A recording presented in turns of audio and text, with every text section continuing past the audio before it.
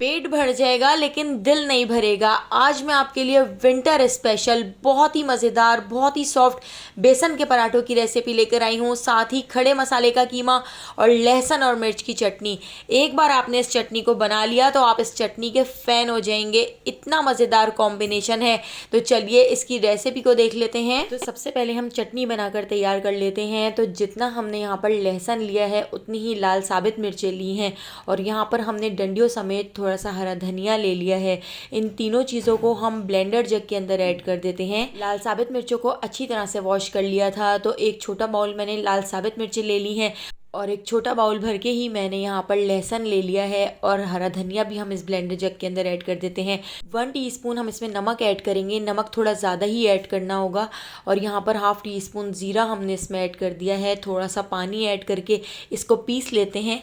तो यहाँ पर हमारी बहुत ही टेस्टी, बहुत ही मज़ेदार लहसुन और लाल मिर्चों की चटनी बिल्कुल तैयार हो चुकी है। ये चटनी आप बेसन के पराठों के साथ खाएँ, आलू के पराठों के साथ खाएँ या दाल के पराठों के साथ, या ये चटनी आप तहारी के साथ, पुलाव के साथ भी खा सकते हैं। बहुत ज़्यादा टेस्टी लगती है।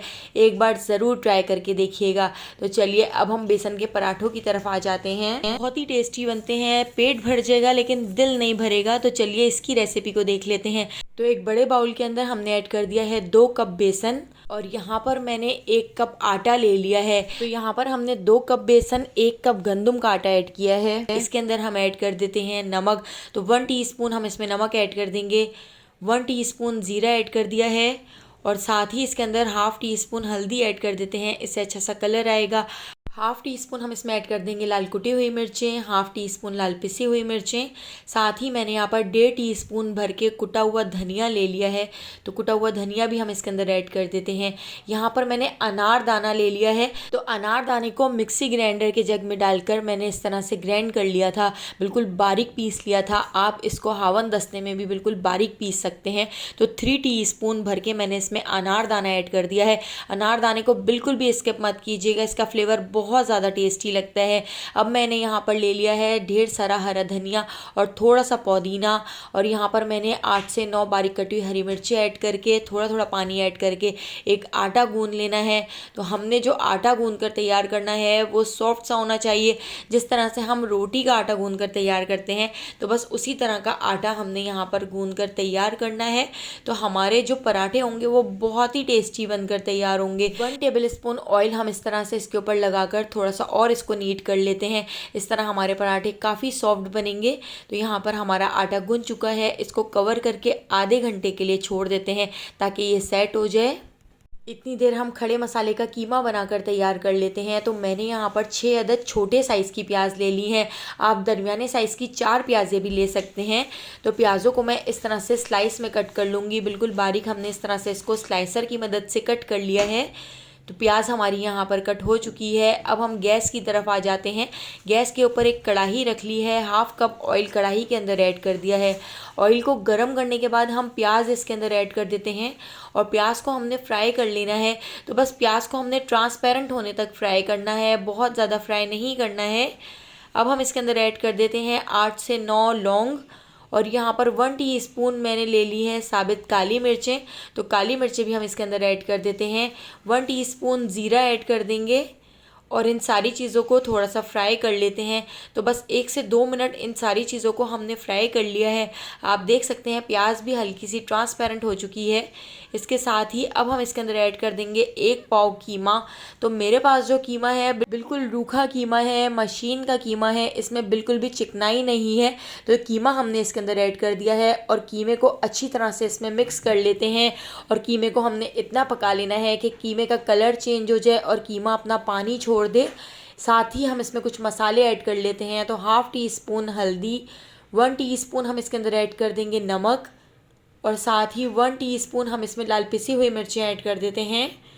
कम मसालों में ही ये कीमा बहुत ही टेस्टी बन के तैयार होता है। तो मसाले हमने इसके अंदर मिक्स कर लिए हैं।